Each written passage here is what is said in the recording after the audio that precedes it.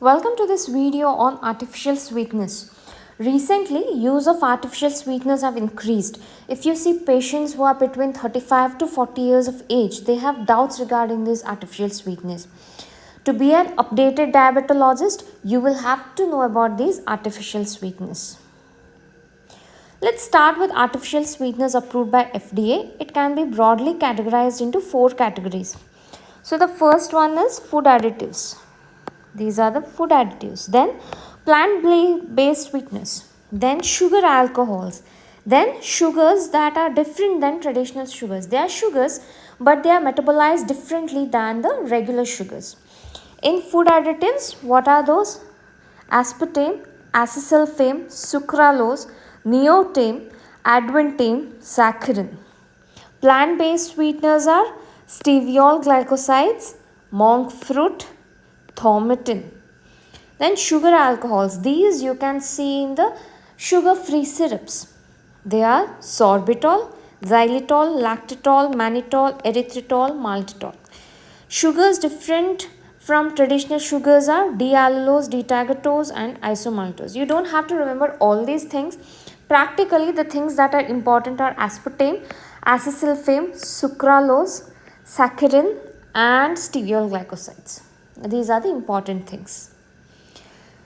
Then these are the important sweeteners that you should know. First, let's start understanding heat labile or heat stable is important.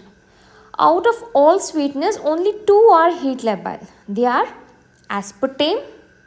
So one is aspartame and another is thaumatin. Thaumatin is a plant-based sweetener and it is derived from catimfy fruit. Catimfy fruit. Only these 2 are heat labile. Others are heat stable. Sweetness compared to sugar. All these artificial sweeteners are sweeter compared to sugar.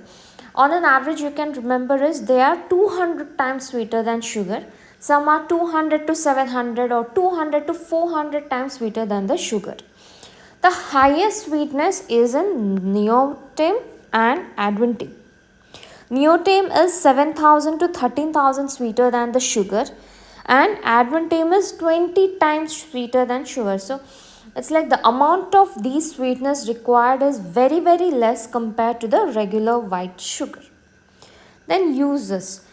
It correlates with the heat lability or heat stability. So aspartame and thaumatin, I told they are heat labile. So you cannot use them in those foods where you will have to heat it.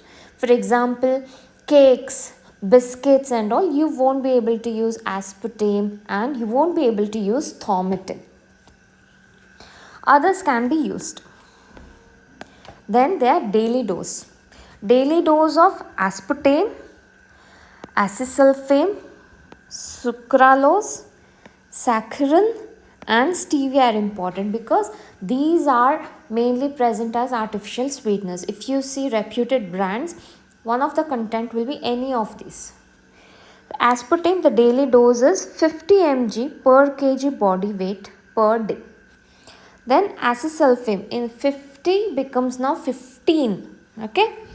Acesulfame is 15 milligram per kg body weight per day.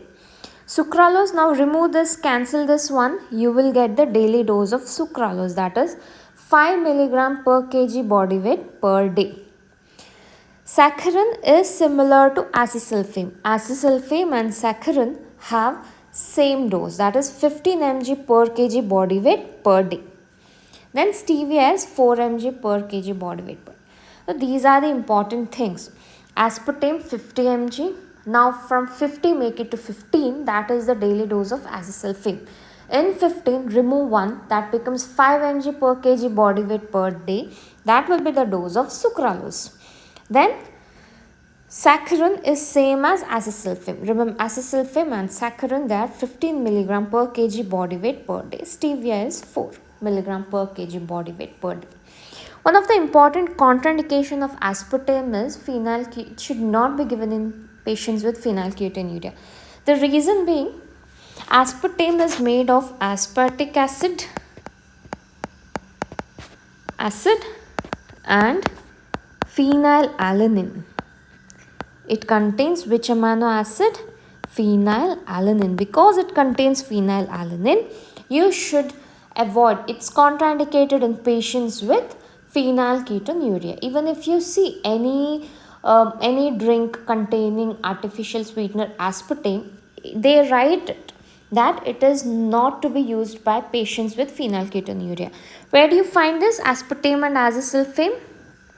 This is present in Zero Coke or the Diet Coke. Next time when you have it, just look into the can. You will be able to see that the artificial sweetener used there is aspartame and azasulfame. Let's take some examples so that you will be thorough in guiding your patients. A 45-year-old patient weighing 70 kg is asking you about this product. I'll tell you, this discussion is purely for academic purposes. I have not been paid by this company to promote this product.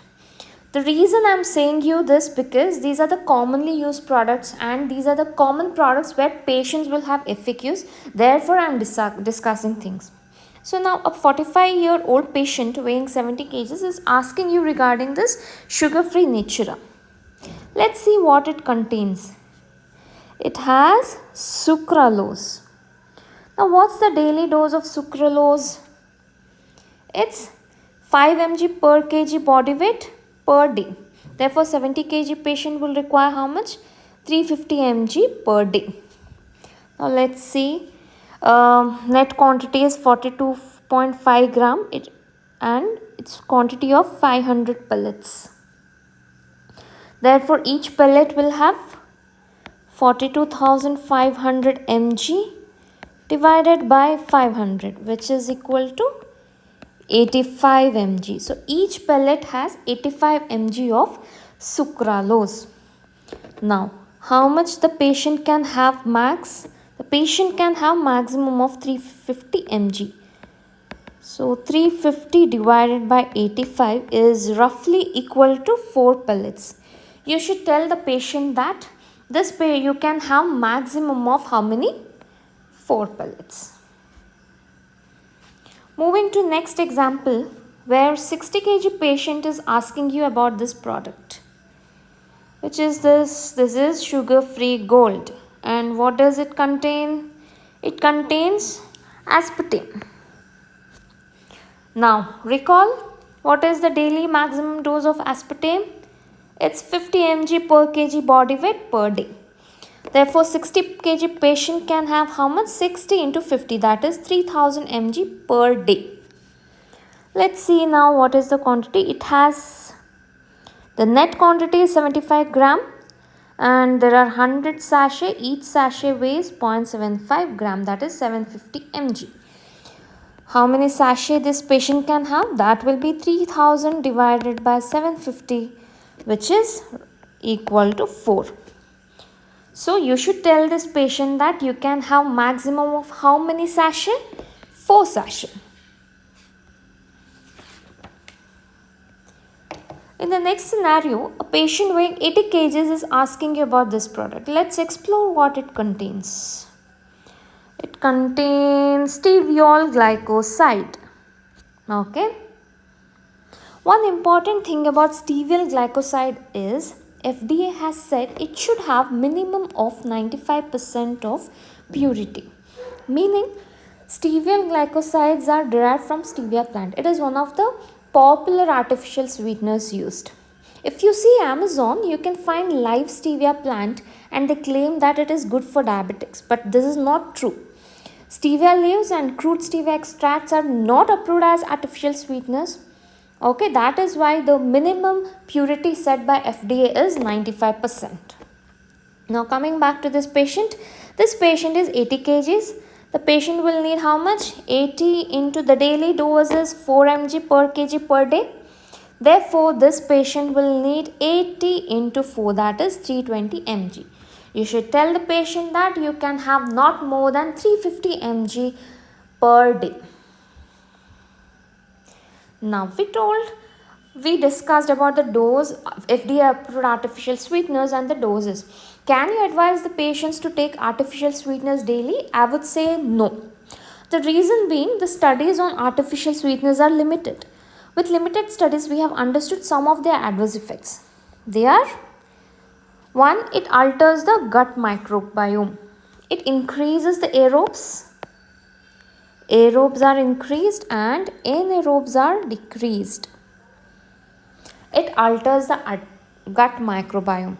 One more thing is that it increases the urea in the gut and it increases the carcinogenic substances.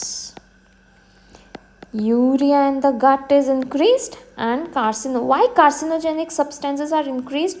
Now, because the microbiome is altered, the proteins and the carbohydrates that are present that enter the gut is metabolized slightly in different ways, so that it gives rise to carcinogenic substances. Carcinogenic substances. Then it alters gut motility. Sugar alcohols might cause diarrhea, whereas other artificial sweeteners can reduce the motility of the gut.